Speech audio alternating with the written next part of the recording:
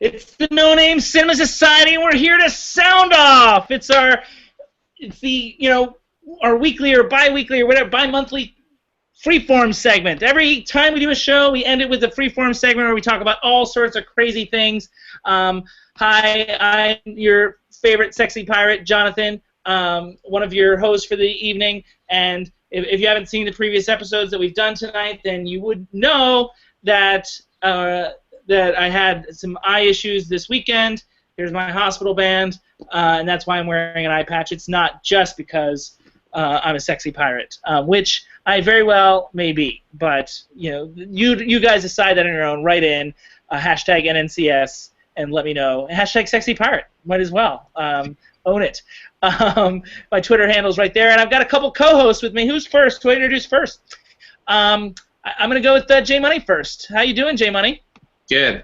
I would encourage people to pick any kind of pirate to tweet at you. People wanted me to make noise. I did get feedback that someone would make me make an arr sound. So there you have it. I am officially arred. So and you're excited. You've had a good time on Sexy Pirate Night, I presume. Yeah. But you're the one that knows all about semen. And with that, I introduce Drunk Davey. Oh, man. All right. Hey.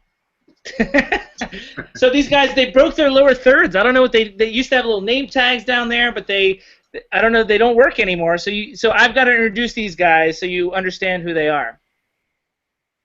Yep. Yeah, you do.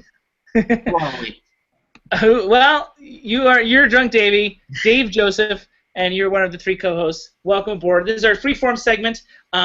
First of all, let me go over what we've done tonight. So if you haven't seen the previous videos, you know what to look for. Our new release was POPSTAR, we talked about earlier tonight. Indie Spotlight Melancholia, which we had a pretty intense discussion about. I think that's definitely a worthy show to watch. Also, Johnny Belinda, our classic of the evening. We had some minor disagreements about that one. Another pretty interesting discussion. What do you guys say? Yep, we are on target today. I think so. But before we start, as I look for my next slide, there it is.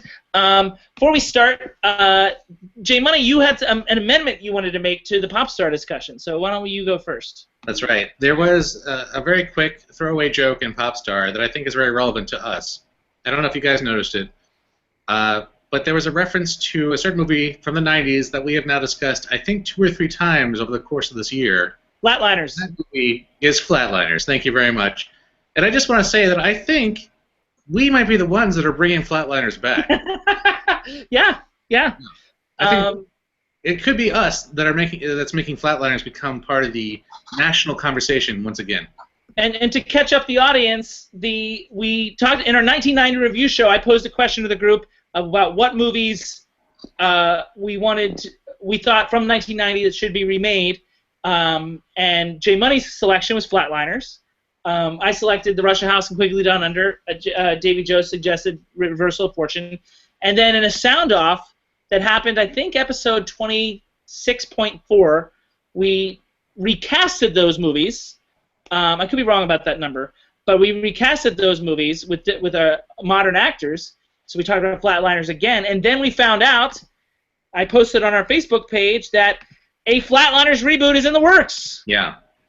So we are very influential, gentlemen. I guess so. I'm being invited to all these screenings for us to review, and you guys have to actually pay money. So I don't. A reboot or remake? It's a reboot. It's the same thing in Hollywood terms. It's a remake. But I think it's going to veer a little bit from the Schumacher version. Okay. I think that's why they're. I don't think it's going to be super faithful. So yeah, that's I had a note. I saw POPSTAR on May 11th at one of these special screenings. So it's been a long time, but I actually thought of you guys as well when that came up. Let me tell you, nobody in my theater got the joke except for me. I laughed. Oh wow, you went with a young crowd. Yeah, exactly. Speaking of young crowd, it's time to hear from our old man from the segment we normally start off with. It's time for DAVIE'S Diatribe, and for some reason, in episode 22.4, one of the sound-offs, in Davey's Diatribe, I asked him to talk about the comic book bubble, and and will it eventually burst in terms of the comic book movies. For some reason, I mean, there are more comic book movies coming in 2016, including at least one that we're going to do a show on. But for some reason, Joe wants to talk about this now. I think it's a little premature, personally. But it's he wants to do a state of the comic book movie industry. So I don't know what he's got up his sleeve. And it's time for the diatribe. All right, so I just want to run through them pretty quickly. We kind of looked at it from a bubble standpoint point last time, and I think it's been going fairly well. And that was Davey's Diatribe, everyone. Thank you very much for participating. Lovely to have you, Davey's Diatribe. What a great segment. Never gets old. Oh, I don't know. No. Anywho, so Deadpool, I think it's the highest grossing rated R movie of all time. So that's pretty much a win, right? Batman vs. Superman was a I'll run through whether they were any good or not. But it was commercially a success. I think it made. But if they're any good, how is that a state of the comic book industry? If you're just talking about if they're any good or not. Well, I thought the whole point was that you were going to evaluate the state of the comic book industry. No, I am. We're gonna. It all ties in. It all ties in. I don't know, but I mean, I just didn't think this was going to be very long. It's not going to be very long. It's longer now. Let the man talk. Anyway, Batman vs. Superman. I think that it made something like $850 million. Did pretty well. Probably they wanted to do a little better, but I think it was still a success. Civil War, of course, was the movie of the year commercially. And X-Men Apocalypse is probably going to make some money, but it's definitely behind where they want. It only fell $1 million short of its projection. Yeah, but the projection was not. They had done some. They had done some research, and they knew it wasn't going to do as well as they wanted it to. I mean, don't get me wrong. It's not a failure. It's not. I'm not saying it's a disaster or anything, but it's certainly off the pace of Days of Future Past. Basically, I think the rest of the year we've got 2 movies left. We've got Suicide Squad and Doctor Strange. Are there any that I'm missing? Isn't Thor Ragnarok this year? No, it's not this year. It's next year. So, I think as far as the bubble bursting, I don't really perceive that happening yet.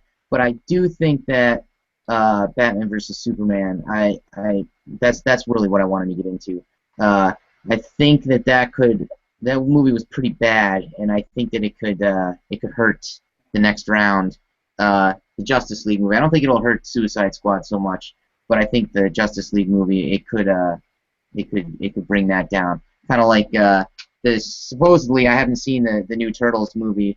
I'm not counting that as a comic book film. This movie's supposedly much better than the first one, but the first one it's not doing nearly as well, probably because the first one was not particularly good. But anyway, so we're keeping an eye on the bubble. I think I don't think there's any sign of it. Well, I mean, don't forget how well Batman vs. Superman did overseas. It did, and I think that's a really good point, and I think that where that's going to come into play is not a comic book movie, but Warcraft is World of Warcraft is going to do gangbusters in China. Everyone's going to act like it was a big failure, but it's going to make a lot of money.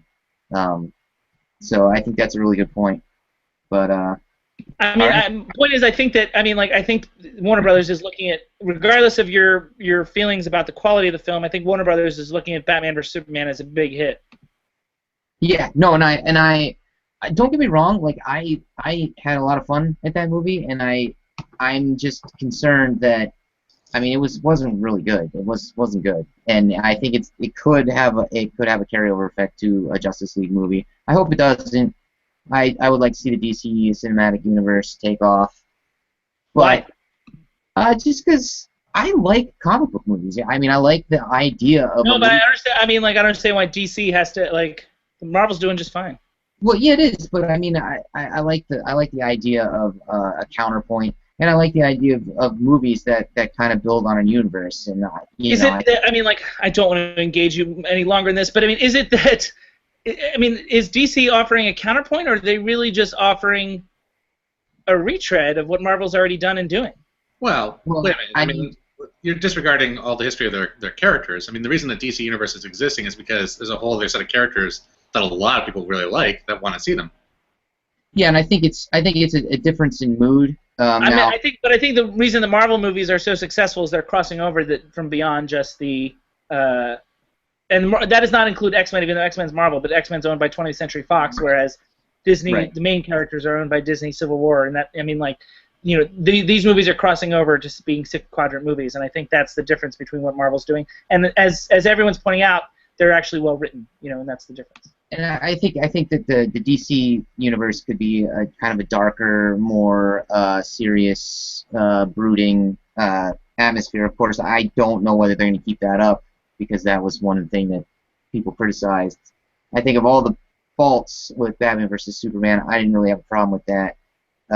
So, you know, we'll have to see where they go with it. Well, we will look for Batman vs. Superman on your top 10 of 2016 when we do that show. Keep an eye out. Is Wonder Woman coming out? Is that this year or not? That's next year. That's next year. So, ladies and gentlemen, that was Davey's Diatribe, and to hear more and him talk more about comic book movies, tune into episode 22.4, where we get into a little more detail, and I assume we'll do it again in August. So you know, keep an eye out for that. Any final thoughts on that, J Money? Comic books, man, they're what's it. Are they? All right, so it's time for our next segment. And this is something we haven't done in a while. We call it the tweet beat. Can you guys do any tweet sounds? Whistle? Anybody? No. All right. So first thing is, we love hearing feedback from you guys, whether it be on Twitter. I've talked to some people in person, you know, friends that have watched the show, and we love hearing, you know, feedback. And in particular, what I've been hearing a lot of recently is you guys are watching movies that we talk about, or either recommend, or I mean mainly talk about, because I'm finding some of you are watching movies that that we didn't necessarily like, just out of, you know, your own curiosity. So I've heard there are 3 movies that you guys have tweeted about or mentioned to me that you've watched based on our discussion of the show, and this is the first one. In episode 27.2, we discussed a film called The Debt. And we love that you're watching these indies too, because they're not as our indies or spotlights are not as watched as some of the other shows.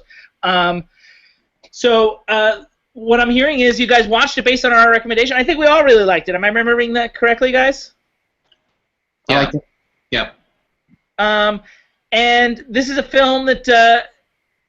You guys, we liked it, and then you watched it, and apparently you guys really liked it as well, or those of you that watched it. So I'm glad that you had a good recommendation. In fact, you liked it so much, you told me that there was another movie by that same director that I mentioned apparently in passing on the show as another film by this director that was really good. I haven't seen it since 1994. I don't know if these guys have ever seen Ethan Frome, based on a novel by Edith Wharton. So also directed by the same director of The Debt, John Madden. And instead of going to see Shakespeare in Love, his biggest film, you went to see Ethan Frome for some reason. Have you guys, either of you, seen Ethan Frome? Oh, I definitely read it. I think we had to watch it in class, but I can't remember now. David Joe? I haven't seen it. It's been a long time, long time. I mean, I think I saw it in 94, 95, like that area, but it was, yeah, super long time ago. I mean, and obviously I recommended it, but so this person, they said it, after watching it, they said it started out slow, but they really got into it in the end. So, couple of, we have affected some of our viewers' lives. They've watched these movies. How do you guys feel about that? I'm glad that we're having a positive influence on people. I mean, that's what it's not all positive apparently, and that brings me to my third movie. I made last week during the sound off, I made a recommendation and made you guys being the audience wanting to go see this movie. In fact, Jay Money and I both said positive things about this movie, but you guys watched it and are very angry with me for having recommended it. So I talked to one person at length about Dick Tracy, and I really enjoyed it. We talked about it several times. We talked about it in 1990 review, and I rewatched it for the sound off last time, episode 28.4. I said a lot of glowing things about it. I think I said in the show that my only main issue was the plot and the screenplay. The design elements and the music were just so wonderful. I even played a full song. You did not get sued somehow. Not yet. Anyway, but the viewer hated it. They said it was over the top, stupid story. They wanted a darker edge that was more similar to the comic book. They thought the design elements were obvious, which I thought was interesting, and they were very upset and disappointed with me personally. I think this viewer might not have gotten it. Just gonna put that out there. Okay, David. Hated it. I mean, sometimes you hate it. You get it and hate it. That's fine. I mean, it's not a good movie. It's not a, there are a lot of things that we like about it, but it's not like a good movie, certainly. But when we said we liked it, we didn't mean it was good. Yeah. There's a difference. I mean, Batman versus Superman. I mean, like, I'm not going to call it a bad movie. No, I would say it's a good bad movie. I mean, there's a lot of problems with it, but it's a pretty interesting watch, one way or the other. I liked Sharknado. What, 1 or 2? Well, dude, I mean, they just keep getting better. Yeah, no, 2 is better, definitely. You joke, but I have friends that worked on those. Dude, they're fun. I enjoy it. Where is... Which shark were they? For JB. Oh, they worked in the production design department, but the art department. I lost... Where's our second run thing? Did you make a new second run graphic? Maybe not. Throw up the old one. Okay. Let me see if I have the old one. Well, we have one more Twitter. Yeah, there it is. All right. So you have to make a new one. But we have one more Twitter question to answer, and this one apparently was a lot more stressful for these guys than I thought it would be. One of your questions was in episode 20. What was it? Episode 20? I didn't write it down. Was it 26? No, it was 27.4. The sound off of 27.4. We each did a top 5 of the top 5 films from 2015 that we reviewed on our show. And there were 21 films, and we revealed our top 5 films that we reviewed in the show, because almost none of them made our top 10 list of the year. So that's why we did that. So that created the question, what our favorite performances was from films that we reviewed. And so I think we can real quickly answer that right now for everybody. And Davey, you get to go first, because I think, well, I thought we would all agree on the supporting actor, but what do you got in terms of your favorite supporting actor out of the 21 films we reviewed in 2015? Rylance from Bridge of Spies. Yeah, that's what I have as well. So we do have that agreement. I mean, I thought this was the obvious one. He actually won the Oscar for Best Supporting Actor for this role in Bridge of Spies. Jay Money, you intimated early on that you were going to disagree with this. I went for Edgar Ramirez in Joy. Interesting. I thought. Okay, I don't want to get too into it, but I thought he was really bad. Yeah. So I mean, why? Can you just say why? Because I'm going to disagree with it. I wanted to shake it up a little. Oh, is that all? Well, honestly, I don't think I would say Rylance was the best supporting actor. I don't think there was enough in that performance for me to say he was the best supporting actor. But I do like Rylance a lot in that movie. I like Rylance in general a lot. So, you know. Well, I mean, it was Stallone was the best, but. I mean, again, review. Let's stay focused, guys. We're already behind. I mean, all right, Second Money, pick? so Davy Joe and I agreement there. Rylance and Edgar Ramirez. That is a surprise, and you Second did shake pick it up. was Jason Statham. That was my second pick, runner-up. Ooh, yeah. No, he doesn't believe that. Yeah, From he like- Spy, he's riling me up. Episode Best Supporting Actress. Very quickly, J Money. Okay, outsider choice. I'm going with Miranda Lambert from Spy, who I think was incredibly underrated in that movie. She had a lot of really good communication. I actually forgotten about her. I actually think that's a decent choice. Oh, But I still wouldn't pick her. But I'll concur with that one. Go ahead. She's the British one, right? yeah. Yeah. Okay. David Joe. What's that? I'm going to go with Rachel McAdams. She checks out early, but pretty good. We agree again, Davy Joe, on fire. Very exciting. I also have Rachel McAdams. She was one of my top 5 of the year, and one of the few to make my top 5 from a movie we reviewed. Any of my top 5s, quite frankly. So yeah, this is Southpaw, by the way. I actually didn't say the name of the movie. Rachel McAdams in Southpaw, and that Davy Joe and I are in sync so far. And so, Davy Joe, as a result, you also get to choose the first Best Actor winner, Best Actor, Leading Actor, male. Same movie, Jake Gyllenhaal. We are in agreement again. Yeah. And in fairness, Davy Joe, in the show in Southpaw, episode 14.1, you predicted that this movie would get 3 acting Oscar nominations. Yeah, I thought We went back and watched it. You predicted 3 acting Oscar nominations, none of which came to pass. But No. I actually, if you watch our Oscar preview, which came up in February, the 2015 Oscar preview, you will see that I actually picked Jake Gyllenhaal as my should have been nominated candidate, and probably the second best leading performance of the year, behind Bryan Cranston. So Jake Gyllenhaal, I assume you did not pick him, J Money. Actually, I did, but now I kind of wish I hadn't. It's just like, Oh! 3 for 3! We had our first 3! Our first one! I can't believe it, Jake! Jake did it!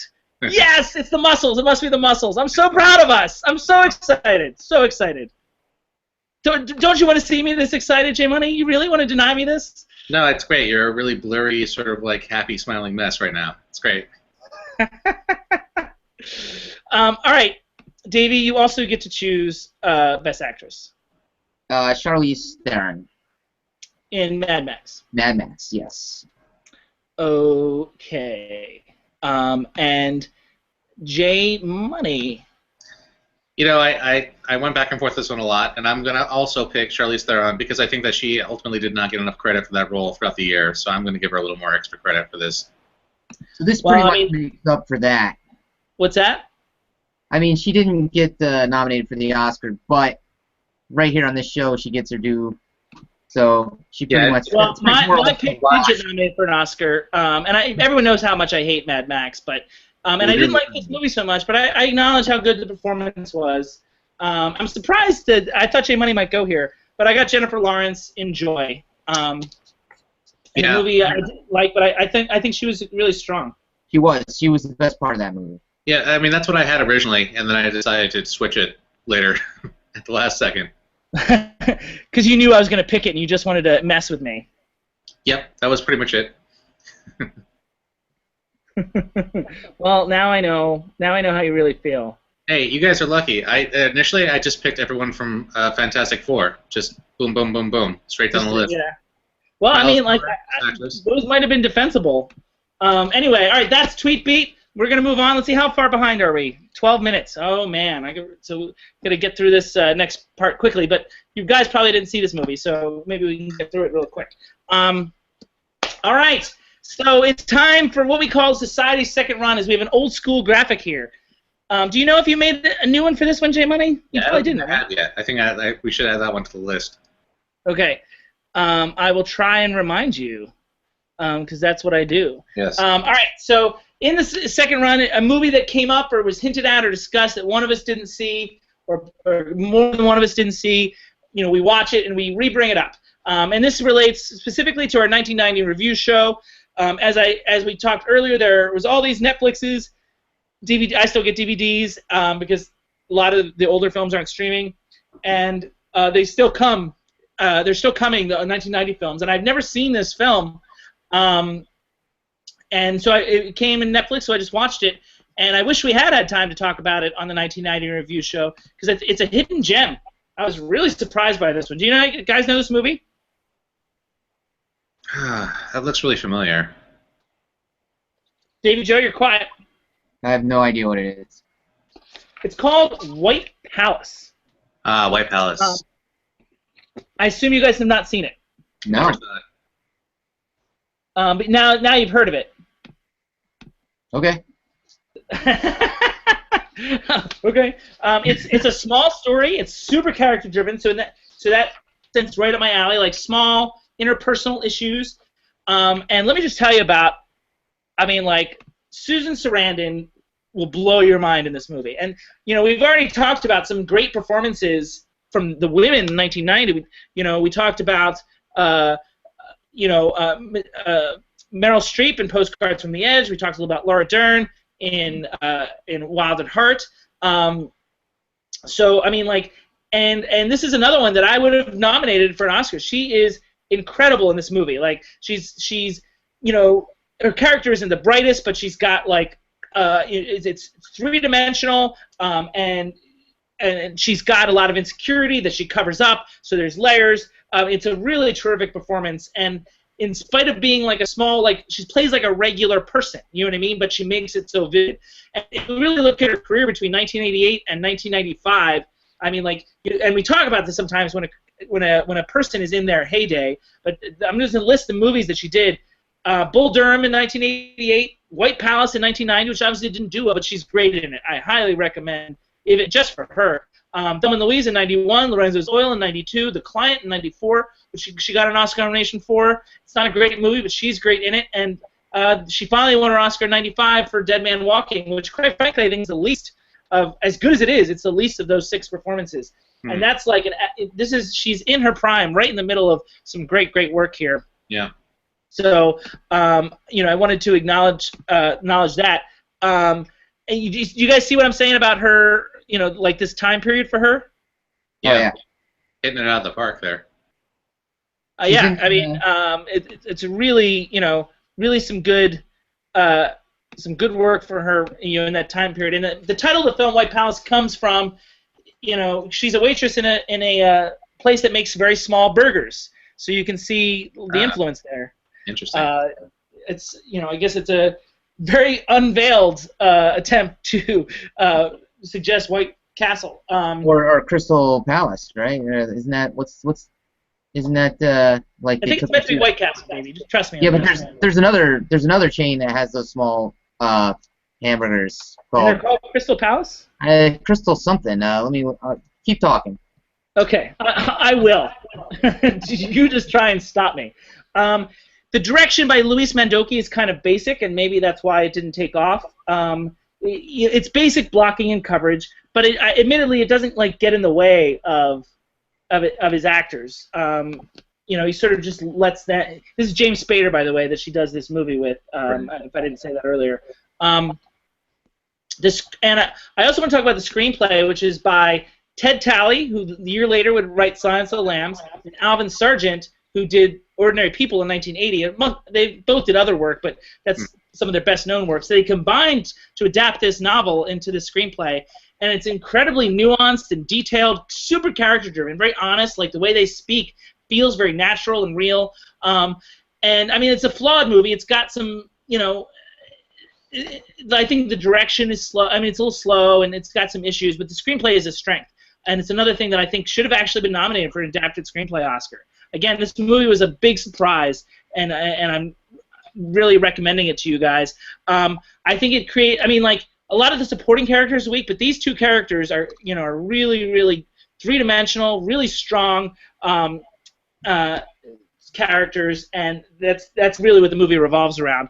And also, quite frankly, the first sex scene is really, really kind of amazing. We talked about last week the sex scene in Revenge, but the sex scene in the Jeep.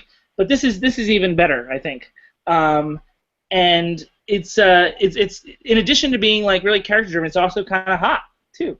In a good way, and I hope I'm trying not to sound like a Neanderthal, but I mean, people like good sex scenes. Like it's a good, it's like it's a hard thing to do well. Mm-hmm. So I acknowledge that this was done well. I guess is my point. Mm-hmm. Have you guys, like? It sounds like you can't really say too much about it, but have you at least heard about this movie, like, or like anything? I will say that Susan Sarandon in theaters now with The Meddler. So anyone's and you've seen it, I assume is what you're mentioning. I have not, but I probably will. It's the only movie at the theater down the road here that I haven't seen, so I'll probably go. And you just brought it up because Susan Sarandon's in it. Yep. Okay. J Money, do you have anything on White House? No, but Susan Sarandon is a partner in a ping pong club here. True story. Maybe Joe, in case you didn't pick that up, he was making fun of you. I don't care. I don't think I really was. I think I was sort of going with it. I don't think. I see.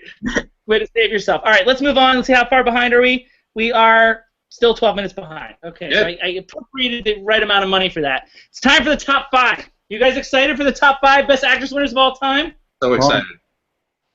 So these are all Oscar winners, and that's Sally Field right there. That's the Oscar you really, really like. The Oscar she won for Places in the Heart. But Sally Field, incidentally, is a 2-time Oscar winner. She may or may not make this list. She has double the opportunity, it seems. What else do I want to say about this here? Let's see. Well, I will say that these are Oscar. So these are all Best Oscar winners, like the top 5 Best Actress Oscar winners. I would also say these are also the top 5 Best Performances by a female ever. They just happen to have also won the Oscar. So these are all appropriate wins. And also, I mean, like I think we've talked about it before in previous discussions, but one of our brackets is a bracket of Best Actress winners. So you could also argue that these would be the top 5 seeds. So we would have 4 of these. They're divided into brackets as quadrants, as the NCAA brackets are. So 4 of these will be number 1 seeds, and we'll have one of them being a number 2 seed, which is the next one up right now that we've talked about quite a bit. There you go. Kathy Bates in Misery, number 5. We obviously talked about this one a lot in our 1990 review show, and I think in that show I actually stated that it was one of the top 5 best performances ever, and we all agreed that she deserved the Oscar for this year. Words I used at the time were masterful, layered, like peeling away an onion, intense, and frightening. You guys have reactions for this, Davey? That's a good pick. He agrees with the pick. J Money, camera's on him, but you can talk anyway because he's not giving me much. Yeah, no, I think that well, it's certainly not surprising. We know that you're a huge fan of her performance in this film, so, and I have no problems with it, certainly. You had some at the time. You had some reservations about being top 5 ever. Do you still share those? Well, I don't know.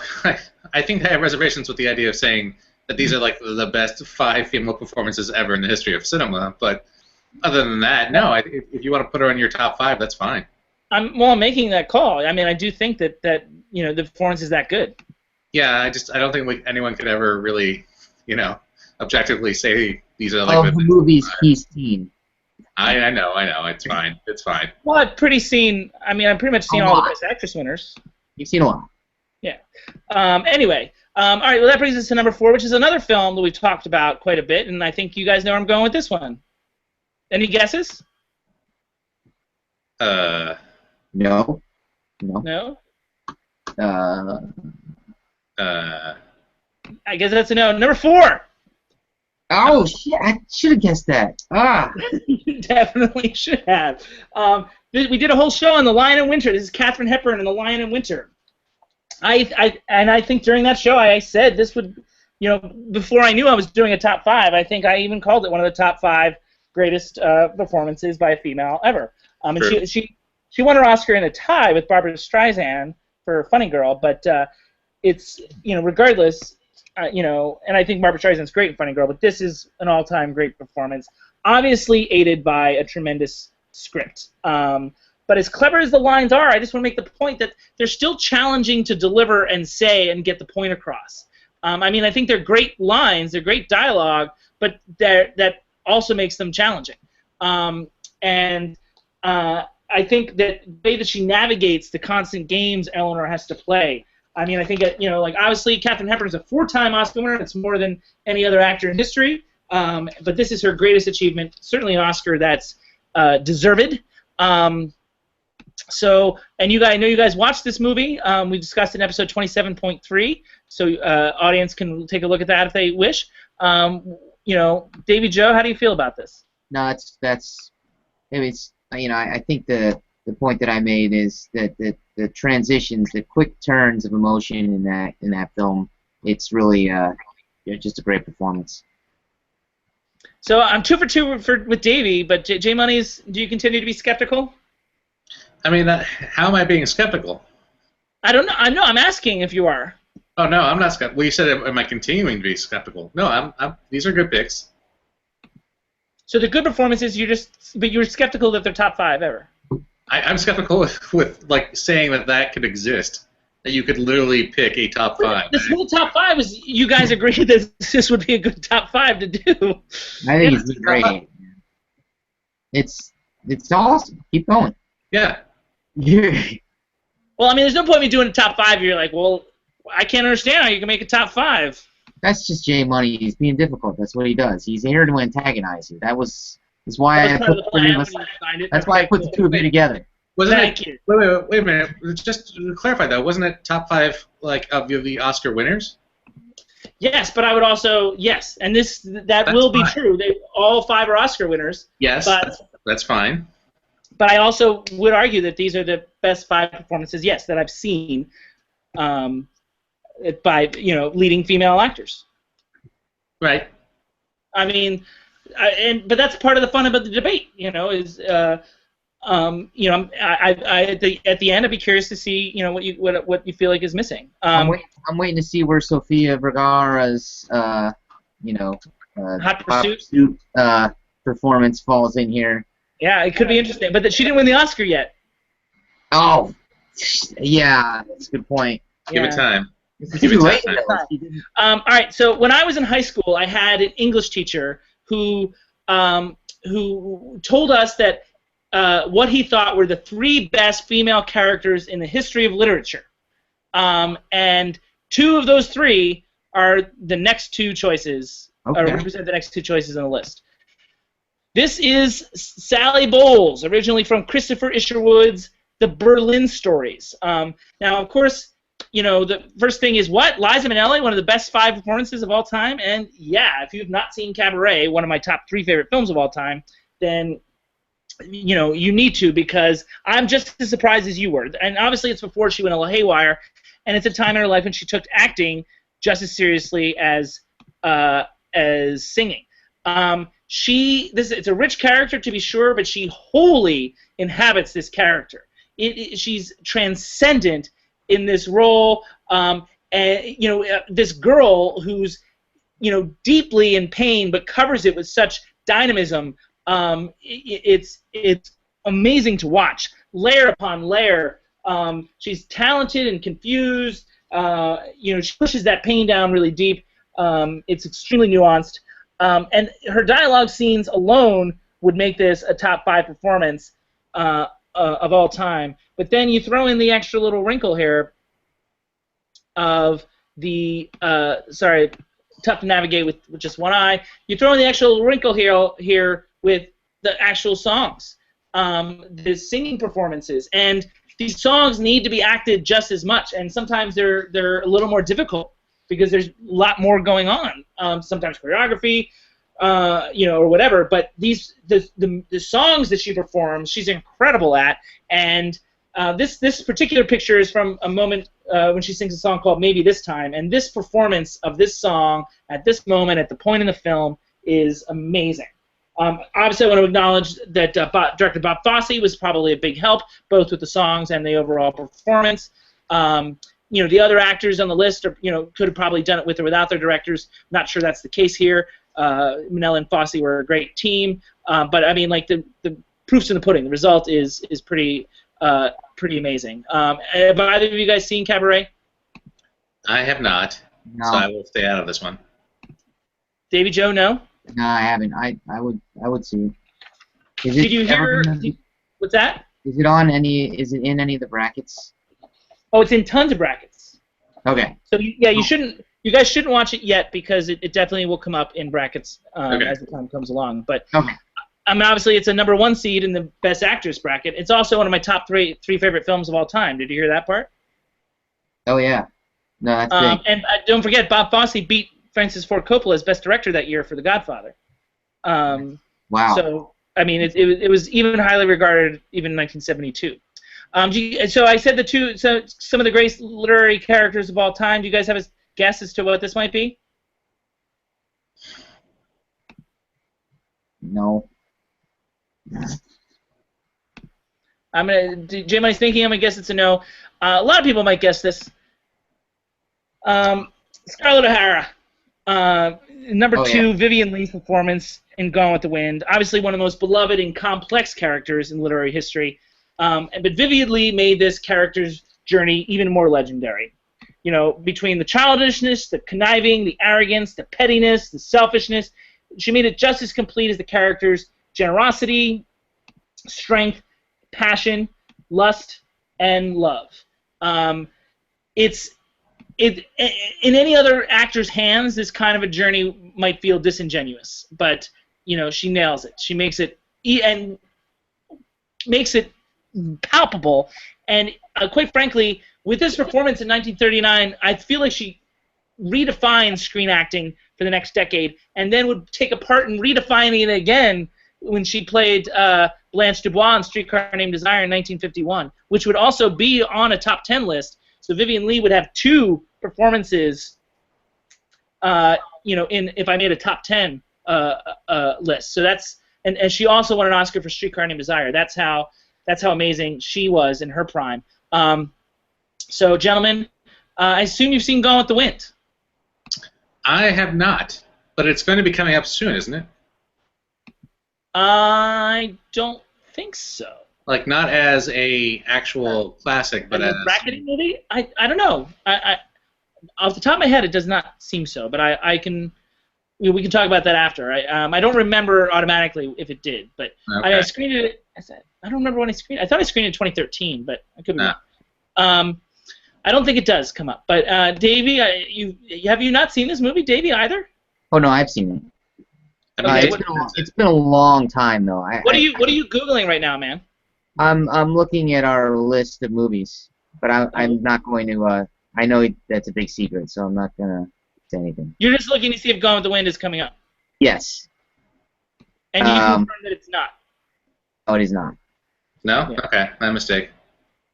It's okay, but I mean, like, I'm sure I will say Gone with the Wind is the film that's on the most brackets.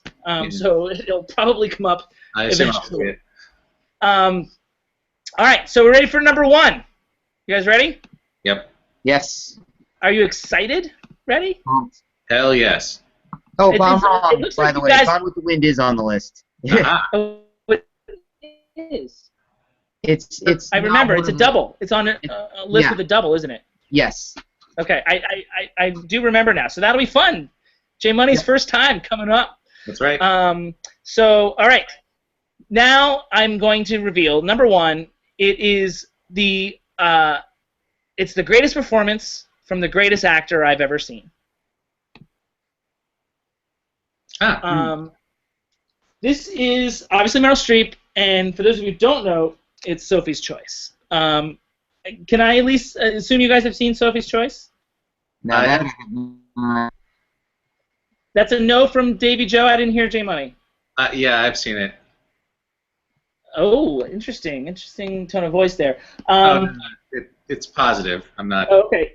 It's first of all, she masters 3 languages and dialects for the performance, and even her body language and gait changes so naturally, but also drastically in the several different aspects of Sophie's journey. it's brilliant choice after brilliant choice, no pun intended, in a complete, thorough performance. Like, there's nothing like it, quite frankly. She's a highly recognizable actress, certainly by the time that I watched it, but you forget that you're watching Meryl Streep. You fall under the spell of Sophie, quite frankly. And so much is going on, so many layers, and it's the joy on top of the pain, on top of the fear, on top of the guilt, on top of the love. It's actually a miracle. It's a miracle performance, and she delivers so many in her career. We talked about her in the 1990 review with her Postcards from the Edge work, but this is, I think, the greatest, one of the, the greatest female performance of all time, maybe the greatest performance of all time, and who better to have it than Meryl Streep. So I feel, passionately about this, and I mean, I have some issues with the movie itself, and I mean, even that shot that I just took down, maybe I'll put it back up again. There's several scenes where she had to like look right down the barrel of the camera like that, like that's not easy to do either, and still like maintain, all the detail that she brought to that character. It's so impressive to me. Johnny, what do you got? Yeah, I mean, hyperbole aside, it's a very strong movie. It's one that I'm pretty familiar with. It's my mother's favorite movie, which should give you some indication of the kind of relationship that her and I have. It's a really great, depressing, wonderful performance. It has a lot of things going on for it. There's a lot of actually good performances in that movie, I think. I don't think it's just her. Kevin Kline's highly underrated. Highly underrated. He did not get an Oscar nomination for that, but he's highly underrated in that movie. But yes, it is a great movie. Her performance in it is certainly great. I'm happy to see it was at the top of your list. I was a little concerned that it might be Cher, but nope, that's good. Cher's good in Moonstruck, though. Oh, I love Moonstruck. Yeah, she has. I love Moonstruck to death, but if it had been number one after your setup, I would have been a little more concerned. Okay. No, it didn't. It might make top 10. I'd have to think about that further, but certainly Best Actress winners, it would probably make top 10. But sure. And that's another surprise is like, holy cow, Cher. I mean, like, she's really good in Moonstruck. Yeah, no, she's really good in that movie, definitely. Yeah. So you feel okay with Meryl Streep at the top of this list? Yeah. No, I think that's a great pick. So I also have, like, because I thought it would. I mean, like, this was very specifically Best Actress winners. I mean, like, I put together my favorite Best Actress nominee that didn't win, and also my favorite performance that did not even get nominated for an Oscar. Do you guys want to know those, or do you feel like we should save them for a future discussion or top 5? I mean, I'm curious. Yeah. Go ahead and I didn't hear. say it. Jim, do you agree?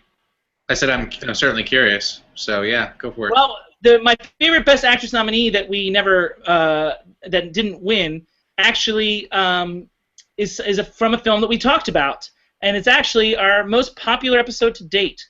And this is Julie Walters in Educating Rita, and we talked a lot about her performance on the show. I mean, I think we did so long ago. Episode 20, actually, I think it was 24.3 was the show. And yeah, it's our most popular show. And it's a sneaky good performance because obviously the movie has some humorous overtones. But it's the mix of comedy and drama and pathos.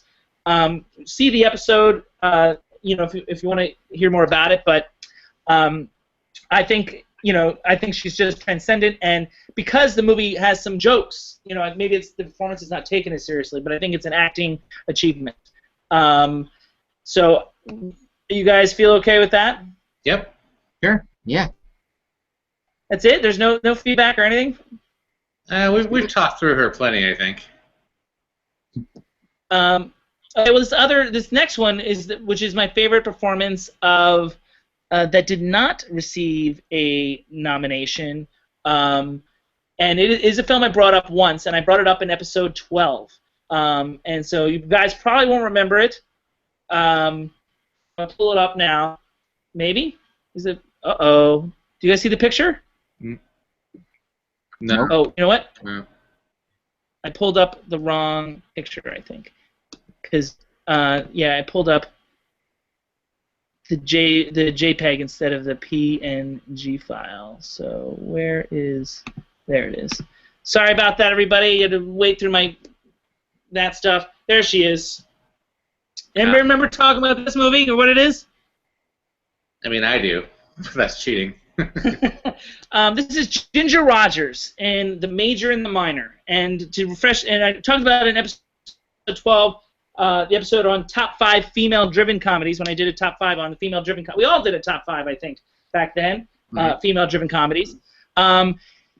And again, the performance doesn't get acknowledged as much because it's essentially a comedy. It's actually the first film directed by Billy Wilder, by the way.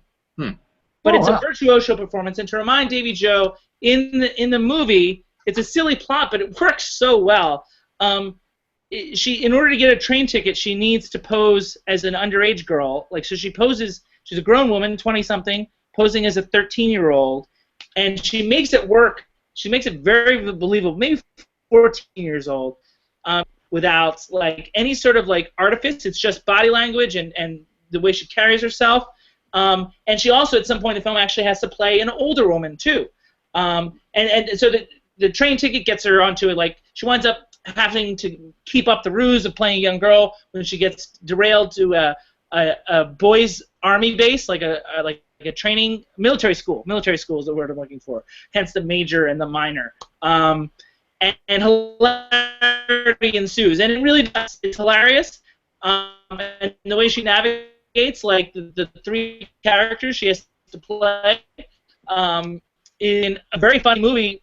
And we've already seen 1941's Oscar winner. It was Joan Fontaine in Suspicion, an episode we did in episode 20.3. We discussed Suspicion at length, and there's no reason I think Ginger Rogers should have A, been nominated, and B, beat her. I think it's a top 10 all-time great performance.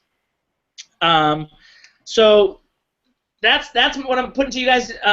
With our few minutes left, you guys, what is missing from this list? Like you said, it's not possible to do a top 5 greatest performance, and yet I did it. And are you still comfortable? Did we lose Jay Money? I think we might have. Davey, what about you? No, I think I mean, there's other ones I guess that we could add, but no, I don't know that. I know the 5 that you have, I think are I can buy them as the top 5. Well, I mean, you're gonna have to tell me. What do you think? What can you be more specific? What did Sally Field win for? She won for Norma Ray and Places in the Heart, and Norma Ray is in my top 10. Norma Ray is what I was thinking. So that's, I mean, I could put that in the top 5, I guess, theoretically, but I don't know who I would bump out. So that's the thing, is anything I come up with, I don't know who I would remove. So. Well, you also haven't seen Cabaret, Gone with the Wind, or Sophie's Choice. That's a good point. So why don't I remove one of them? And because she was top 10, I have pictures prepared of Norma Ray. Oh, J Money's out. He's back. He is, but he's. It's interesting. Will we see his face before we close out for the evening? Not looking promising. Why is J Money having all these issues tonight? I don't know. I assume he's not texted you. Not yet. But no, I Norma Ray. Norma Ray is a great movie. I have not seen that since college. I should probably check that one out again. Well, let's wait until it comes up in the show. You don't want to don't want to see it too soon, because we might need to. It's definitely in the brackets, and going to be something that we talk about eventually if we go on for a super long time. So Norma Ray is one. Anything else that comes to mind? I really wanted to get Jay Money's feedback on this. His connection is dropped, so we probably won't see him.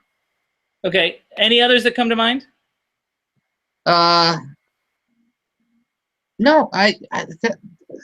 I'm sure something will. But nothing recent. That's why I'm not. Well, I mean, and there is a recent one that, I mean, there's a couple of recent ones that I really enjoyed that that I considered, at least in terms of not winning. Kate Winslet in Eternal Sunshine of the Spotless Mind, and Julianne Moore in Far From Heaven are two that I would really consider for a top 10 or top 15 or something like that. That I want to at least acknowledge those. I mean, I'm thinking Brie Larson. I mean, she's great, but not like that. No, I mean, I don't even think she should have won this year. I mean, Jay Money and I are in the Charlotte Rampling camp. I didn't have her as a winner. I thought that she could have won, or I would have gone with someone who didn't get nominated, Kristen Stewart. Well, she was a supporting actress. Don't forget. But this year, good point. Yeah. All right. So I'm gonna wrap up because it looks like we're Jay Money. He says we might have to end without him, so let's do it. Okay. Well, it's time for our recap. So which we call the we have a graphic for it, if I recall correctly. Let me see if I can find it here. Where is it? Maybe you think he's gonna watch us? He's gonna watch our ending here. I don't think he can connect to the internet. So. Oh, there you go. The societal roll call. This is the list of all the movies we talked about over the course of the evening, and given based on our secretary's notes here. Davey Joe, for the audience, and this is the part, audience, where you get out your pens and you write down all the movies and the recommendations, because maybe we talked about them too fast as the evening went along. So you can get out your pens and pencils and pads now and, write down some of these movies that we talked about over the course of the evening. Take it away, Davey Joe. All right, we've got Nice Guys, MacGruber, Parent Trap, Under the Skin. I think it was MacGruber, right? Yeah, MacGruber. Parent Trap. There he is. Hey. Look at that guy. He's back. For Whom the Bell Tolls, Casablanca, Trumbo, Flatliners, Ethan Frome. Well, hold on. I mean, let me just stop you. What they liked about the reason why what the audience liked about the roll call last time was that we explained briefly as you went through them, like how they were mentioned. Yeah. Well. Okay. All right.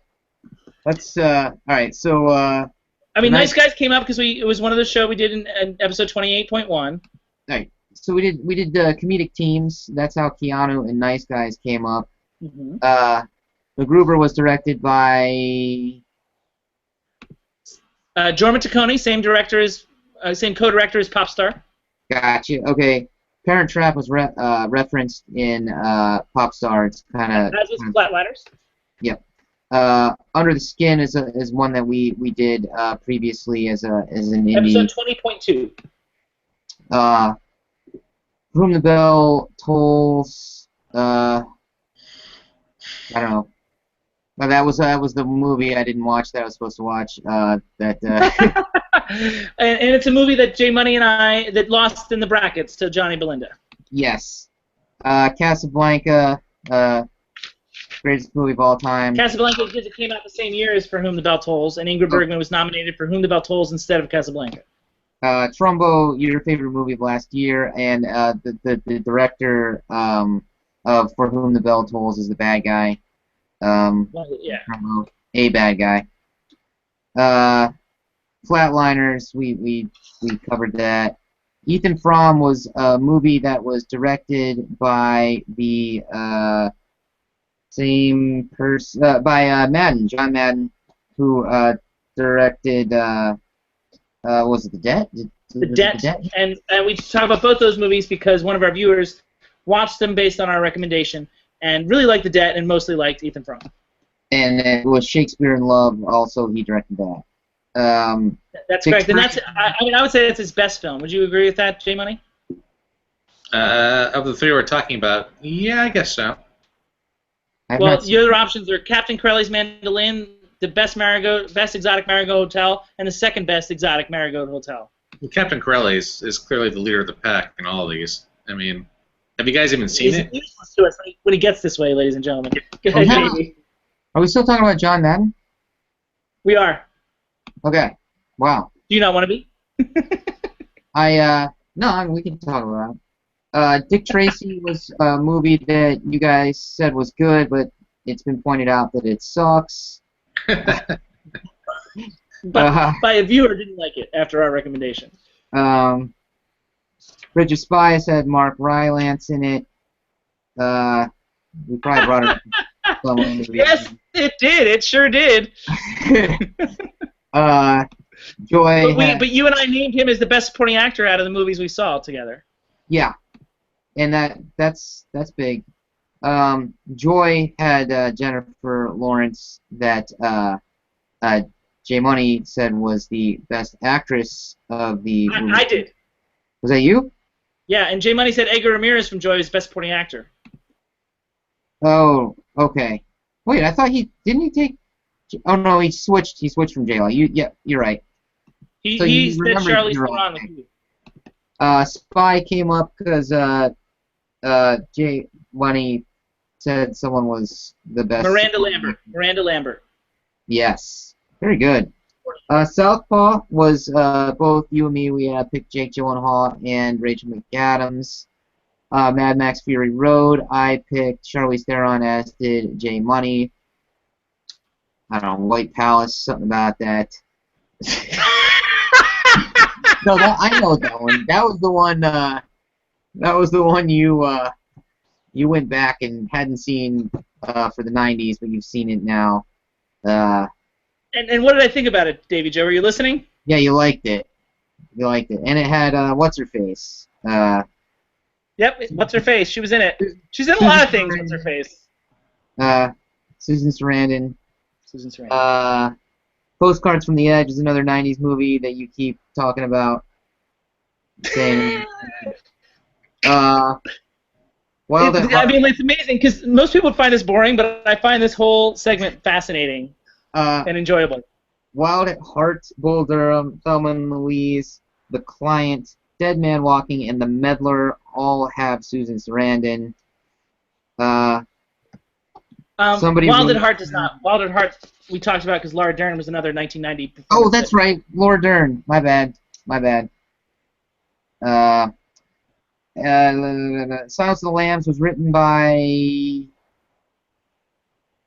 somebody. Ted Talley. Yes, Ted Talley. Who also wrote White Palace. Gotcha. Okay. Along with Alvin Sargent, who also wrote Ordinary People. Okay. Places in the Heart. What the hell is that? That's another one of Sally Field's Oscar wins for Best Actress, 1984, and in the graphic that J Money created for the top 5, he showed her accepting that award when she said, "You like me, you really, really like me." Very famous speech. Yeah, no, wow, that was that one. Okay, I've seen that. Not the movie, the speech.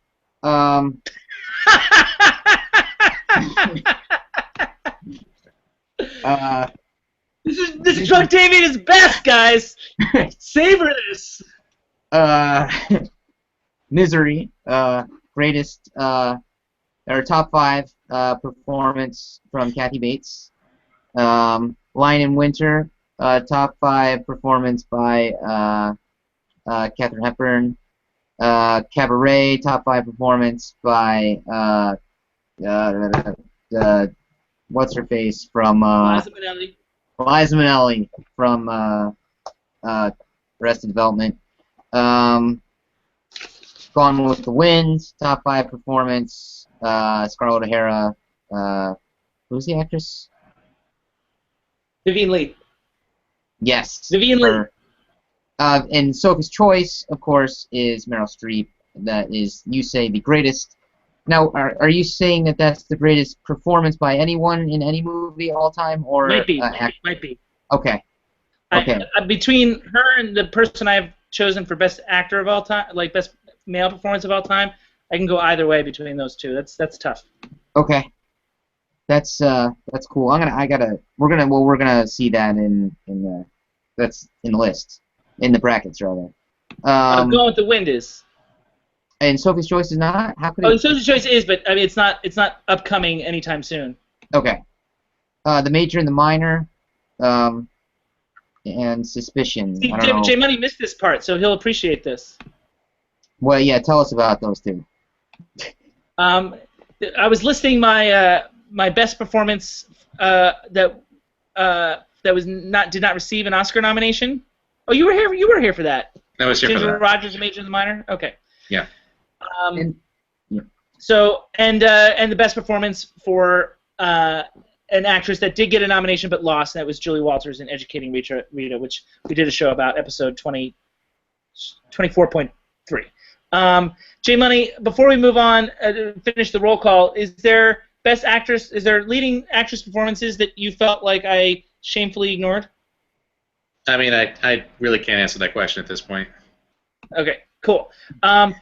In addition to all those movies Davey Joe mentioned, don't forget the main movies that we discussed were POPSTAR, of course, at the beginning of the night, episode, which is now you're going to find on YouTube, episode 29.1, directed by Lars von Trier, our indie spotlight of the night, episode 29.2, and Johnny Belinda, our classic of the night, episode 29.3. You can find full discussions of those films on YouTube now if you were not able to catch them live with us.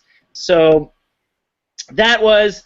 we're making that work. I think I need to allow more time for it, but that was the societal roll call. Just when I thought that we were on time, the roll call puts us over. But it was super fun, and thank you, Davey Joe, for doing a fun job with that. Do you feel okay about it now? That was good, and Norma Ray was the last movie. Oh, right, Norma Ray, yes. So I forgot we had a what do you call it, a graphic for this. So I'm excited that we were able to use that. I love this little pictures on the side of here, J Money. All right, the roll call's over. That's all the films we talked about tonight. Super long night. It's pretty much over.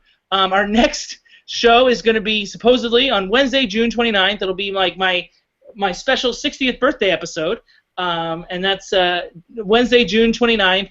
And our current feature, I can tell you, is this Matthew McConaughey film, The Free State of Jones. And therefore, I can also hint to you that my top 5 is going to be the top 5 Matthew McConaughey movies. What? So you can get excited about that. We got an indie spotlight and a classic also coming up on June 29th that we will hint at as the weeks come along. We are 22 days away from that show, and supposedly, David Joe, you're going to be in a new location. Yeah, I'll be in Vegas. Very exciting. David Joe's in Vegas. I'll be here, and J Money will be where he always is. Who knows? Oh, throw us a curveball. Thank you so much for a great. Do you guys have closing thoughts? Good show. Good show all around. He was all He right. always says that. I don't know if he actually means that. I'll find out and get back to you. In the meantime, this meeting of the No Name Cinema Society is adjourned. And hopefully I won't have an eye patch next time.